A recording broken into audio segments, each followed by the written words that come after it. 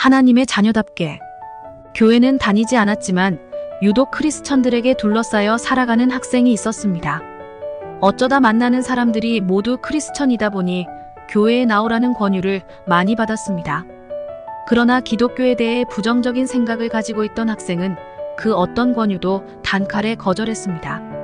어린 자기가 보기에 기독교는 세속화됐고 성도들이 나쁜 짓을 더 많이 저지르는 것 같았습니다.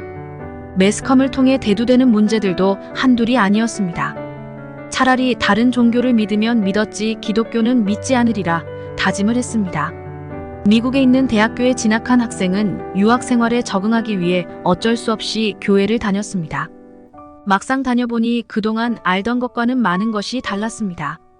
물심양면으로 자신을 사랑해주고 보듬어주는 성도들의 사랑이 어찌나 큰지 남몰래 눈물을 흘릴 정도였습니다.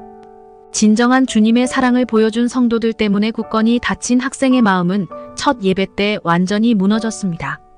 상상한 교회와 완전히 다른 교회를 체험한 학생은 유학 생활 내내 주님의 사랑을 경험하며 단 한 번도 예배를 빠지지 않고 주님을 사모하는 그리스도인으로 변화되었습니다. 그리스도인은 하나님의 자녀답게 살아가야 합니다. 그리고 그 삶으로 다른 사람에게 하나님을 나타내야 합니다. 하나님의 사랑과 하나님이 주시는 평안이 가득한 교회, 평안이 가득한 성도의 모습이 어떤 것인지 믿지 않는 사람들에게 보여주는 삶에 대해 생각해 보겠습니다. 오늘의 말씀 빌립보서 2장 15절 찬송가 84장 213장. 이는 너희가 흠이 없고 순전하여 어그러지고 거스르는 세대 가운데서 하나님의 흠없는 자녀로 세상에서 그들 가운데 빛들로 나타내며 하나님께서는 우리를 하나님의 자녀로 삼아주셨습니다. 아무런 공로나 의로움도 없는 죄인이 하나님의 은혜로 하나님의 자녀가 된 것입니다. 그래서 하나님의 자녀라는 것에는 하나님께서 원하시고 기뻐하시는 뜻을 이루며 살아가야 한다는 의미가 담겨 있습니다.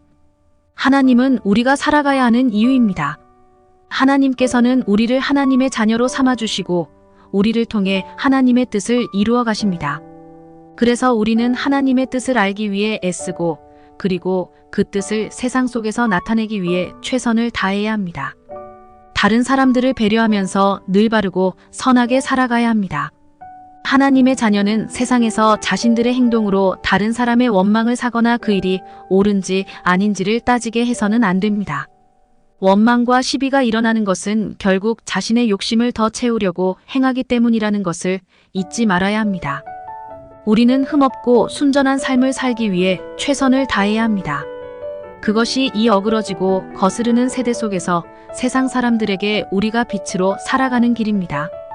악하고 부패한 세상에서 죽어가는 사람들을 생명으로 인도하는 그리스도의 복음의 증인이 되어야 하는 것입니다.